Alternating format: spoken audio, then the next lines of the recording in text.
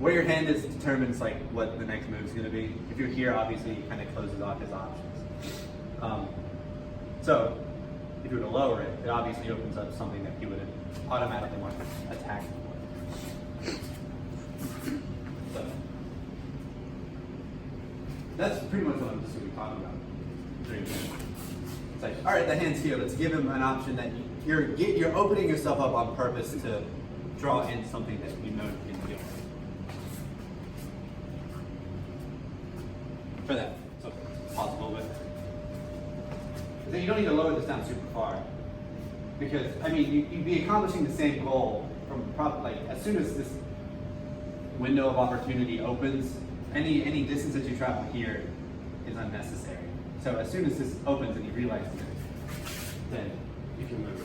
Because again, too, if you're there and you lower this super far, you're gonna have to recover that distance anyway. Just only move it however much you need. Which like isn't even really advice. This is something that you gotta kind of do.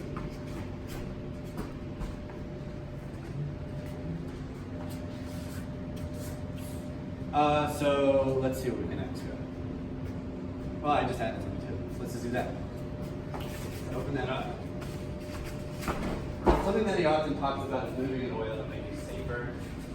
So if you focus on doing something to them, then you kind of lose the purpose of what you're doing. If I'm like, oh, I'm going to do a multi-gaku here because I really want to do a multi-gaku, you're going to forget about that. So let's back up. And it's like, all right, I'm going to do it here. And then I go for it and I just get I get rocked. That falls into the whole like doing what you want to do over what you should be doing. Because on a fundamental level here, what I'm just doing is, okay, I'm not getting hit and then another punch comes and I'm getting out of the way of that. That's all you really have to do there. Like, as a baseline, that's all you need to do to not die. But due to maybe some other circumstances, there might be other reasons as to why you take him down and keep it above the fingers. That's there. So, to recap what I was talking about, only move this just a little bit. And then, based on the circumstances that you're given, do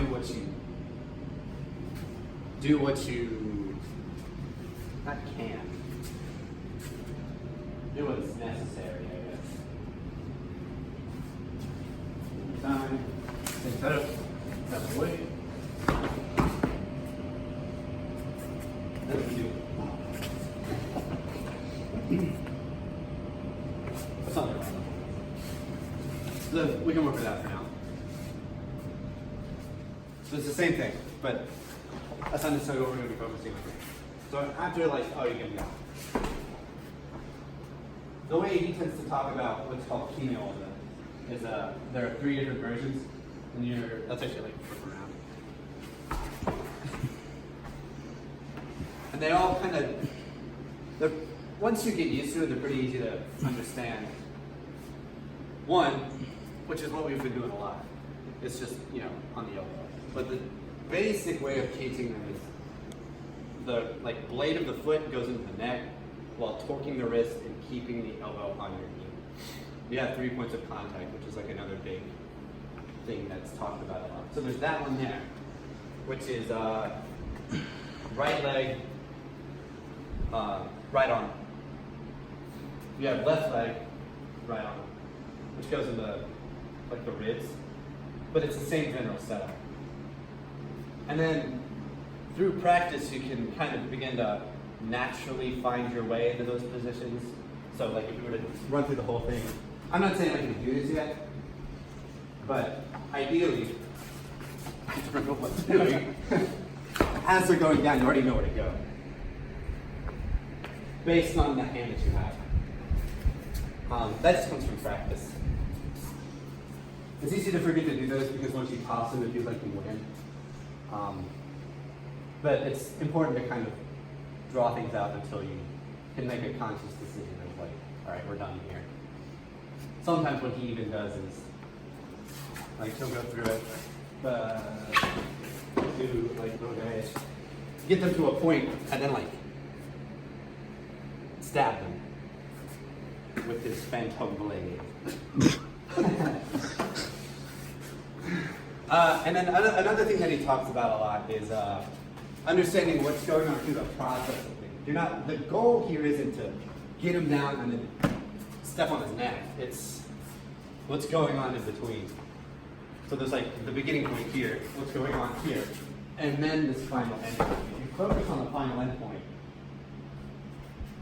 disregarding what's going on in the middle, you can't get to the desired end point that you want. Or you can't get to the end point that you're imagining in your head. What he says there is because no one's psychic. That was a very poor time on my part.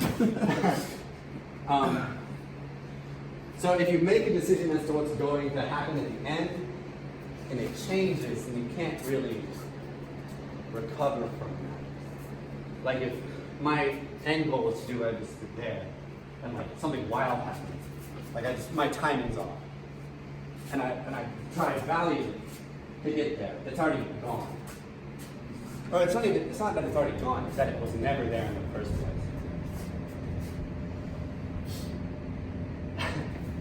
I went on a bit of a tangent there. So let's talk about Kino. We can do it from the same page. We're down. We're here. We're in this like archetypical position.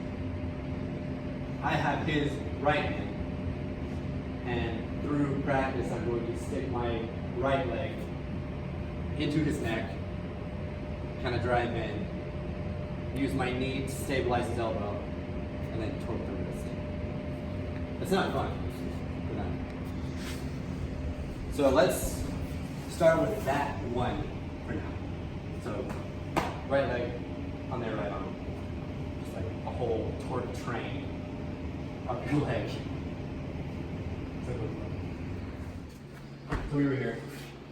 Another thing to know, which I talked about a little bit earlier, is that there are 3 points of contact, which is something that he calls,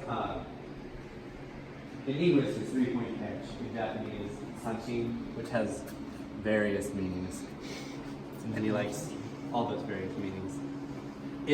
So we're in the same position, but say maybe your other leg's back, or you were in this position and for the sake of training you're switching. So it's the same general shape, just going the other way. So this will be here in the ribs, and you're getting the same 3 points of contact. And then there's the last one, but we'll get to that later. So for the sake of like thorough training,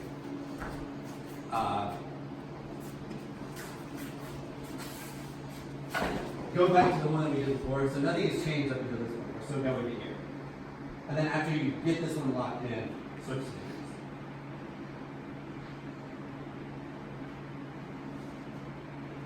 So if you don't really have any issues with just the one we did before, this one shouldn't be on the one. That's something that he tends to talk about all the series. If you can't do the initial part of it, then you can't really take the next step. You can't make it more complicated if you can't do the more simple version. So, go for it. This one goes down. Your knees need to be on the like bicep. And then you can roll. My weight is obviously not all on his arm right now. It's not a fun position to be in. And then as you're rolling, you're twisting it. So you're breaking. You're basically taking the arm with you, or the hand with you. Don't do that.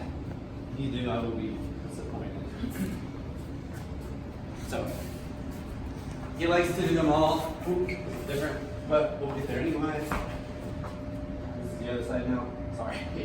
I guess that's indicative of how effective it is. I kind of reckoned what I was going to say though. Anyway, get here. Crank it. Theoretically, or hypothetically crank it. And roll it. The way he likes to do it for practice is to go through all 3. Just so you can kind of familiarize yourself in that situation. So, that one I think is the most simple. Just landing on the arm and then breaking the wrist. So yeah, combine all three for a little while and then we'll, I guess I'll have to think of something else to do.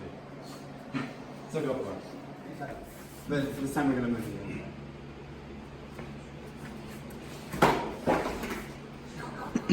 yeah, this is a square roll. So you're still opening it up. And since you know that's coming, you can use the same hand that you used to cover this document. But because you're in like his zone, you're on the inside, you're like in prime punch zone. So keep that checked. Here, this comes, and you can check it with the elbow as well. He's big on elbow checks. And then from there, because we're in this position, and one, because the height kind of works out. Here you go. And oh, check it out, look where we are.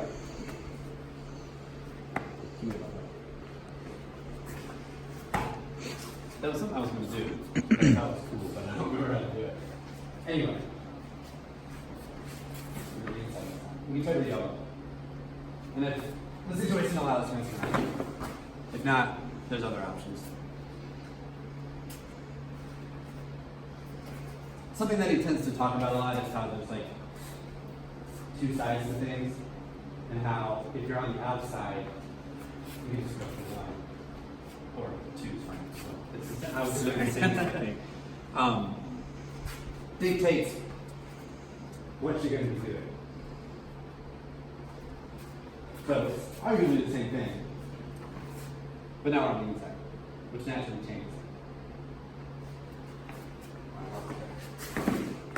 Huh. I'm just testing something now. So yeah, one more time. This time we're going to the inside. It's the same first check. Provide an opening. You can check this back fist with your elbows or with your hand. But if the more you can do with one thing, the better. And then shift the ankles. Give that a try. Actually moving in the same direction. This time, you're doing Bujinkan. But in addition to Bujinkan, you're getting the wrist as well. I haven't really found a good way to get like 100% Bujinkan there, which I think is almost not the point, but like indicative of another idea in that kind of, I'll at least loosen up a little bit. Like if you go full on one thing, then you're focused in only goes there. And then, to go even farther away from that idea, the more you have, the more options of success you have. So you see here that I have Omoteyaku and Mushidori. Whether or not you can actually get that in a situation is debatable. If you can, that's cool. If you can get both, it's great. But say, if it was here and I try to do this and that arm goes back, or doesn't, I still have Omoteyaku. Or, again, if we're going through this, and that comes, ooh, that's cool. And then somehow I lose this, like this, I slip off or something, I still have to. And I was in range for a punch there, but you just have to be careful. So we're practicing for an ideal here, like 100%. Oh, cool, this is different. I've never had that before. That time the arm went straight. I'm going to focus on that for a second. So you can't really determine whether or not an arm is going to be bent or not. You can do things to kind of increase your likelihood of getting what you kind of envision, I guess. But in the end, it really doesn't matter. Like if it's bent or if it's straight, we'll just make it straight here. The same movement that I would have if it were bent does the same thing. Like it still accomplishes a goal. And the fact too here that my torque on the wrist is actually adding more to the elbow makes things worse everywhere. Also, you use one.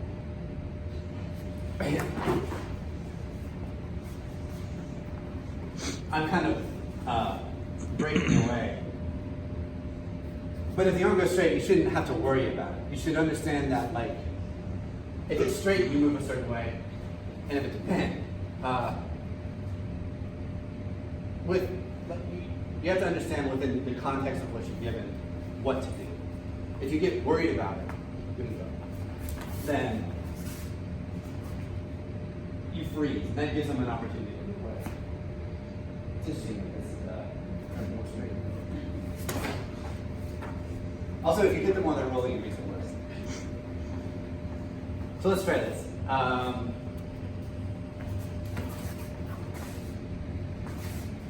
If it bends, you give it square. If it's straight, you give it over. You can still end up in the same position. In fact, you can probably go to the other. Give that a try. Sorry. No, it's good. So, on Saturday, there was like something specific about doing Shidoshi that came up, which I think helps increase your chances of getting something like that. So, come straight, and then as you're going, if you like drive it, this is changing a little bit. If you put something in their elbow, it'll make their elbow bend usually. I'm just kind of goofing off here, but. Okay.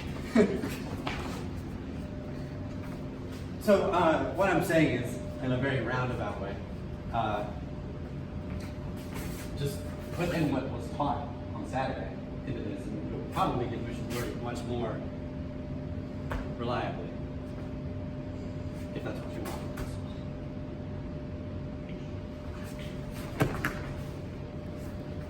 And then two, what I was graciously shown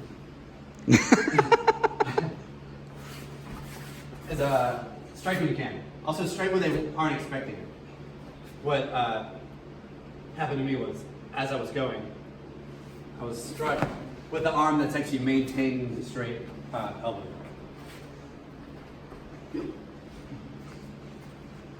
But you have to move in a way to where I'm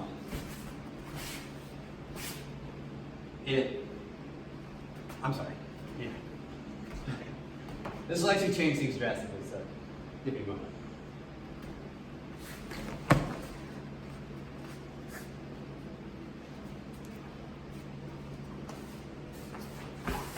So, the arm is straight. I don't want to draw my hand back here because if I do, it'll make this open up, and so that can just go away. You still have this, which is good, but if you want to have both, this arm has to stay straight. So as they're rolling and as you're maintaining this, you could just throw a quick strike. Sorry, I got you right in the gut there. So give that a try. Try adding that strike in. And yeah, try getting that finger under the crook of the elbow if you want to try to move towards Shidoshi. That'll greatly improve your likelihood. Give it a go. You can smack them here too. Sorry. One thing that people tend to forget about are legs. And actually, coincidentally, the strike that we did on Saturday is there too, just knee to the thigh. Something that and I talked about this on Thursday. It's like the whole idea of walking. Sorry, keep going. Hey. And I don't mean walking like, oh, here we go. Like, walking is kicking, and kicking is walking, really. So, like, just move in a natural way, and it kind of breaks them down. Oh, this really hurt. Yeah, so what he always says is, if you can't walk, it's no good. One, because it also kind of means that, like, you're stuck and you're immobile. And if you're immobile, then you're pretty much in the same position that they're in. So, walk. This kind of falls in line with like the idea of making things accidents. It's like I'm not kicking him, I'm just moving, and he or she is in the way as I walk. Like here, sorry, I really bad spot. As she goes, just bam, I'm walking, and I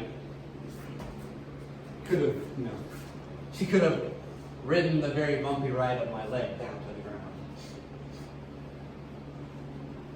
This is relatively unstructured.